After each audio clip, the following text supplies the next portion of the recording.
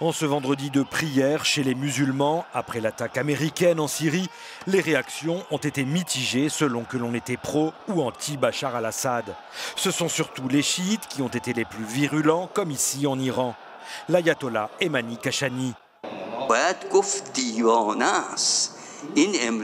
Je dirais que l'Amérique est folle à cause de ses crimes et de ses missiles contre la Syrie qui n'arrêtent pas d'être lancés. Et à cause des armes chimiques que les Américains ont données aux terroristes. À la sortie de la grande mosquée de Téhéran, cet homme a livré son sentiment. Comme l'Amérique n'est pas capable d'attaquer des pays comme l'Iran et la Corée du Nord, alors elle attaque des pays comme la Syrie qui est en guerre depuis 5 ans et qui est faible et opprimée. J'étais vraiment triste d'entendre qu'une telle attaque avait eu lieu. En Irak, c'est le puissant président de la commission sécurité-défense au Parlement irakien qui est monté au créneau. Contrairement aux sunnites qui soutiennent les États-Unis, ce chiite craint que la dislocation de la Syrie ne renforce Daesh.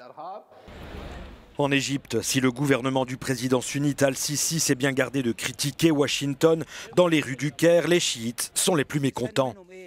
L'objectif des Américains est d'occuper et de contrôler le pays et ses richesses afin d'exploiter le peuple syrien, afin de servir leurs intérêts. Le but de l'Amérique à travers cette attaque est de renforcer ses intérêts dans la région. Ce n'est pas pour aider le peuple syrien. Tout ceci n'est qu'un prétexte de mécontentement des pays occidentaux et de l'Amérique face à Bachar el-Assad.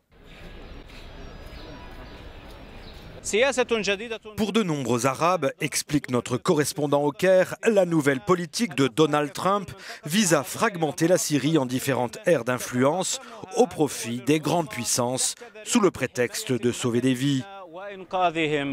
Mohamed Cheikh Ibrahim, Euronews, Al-Qahira.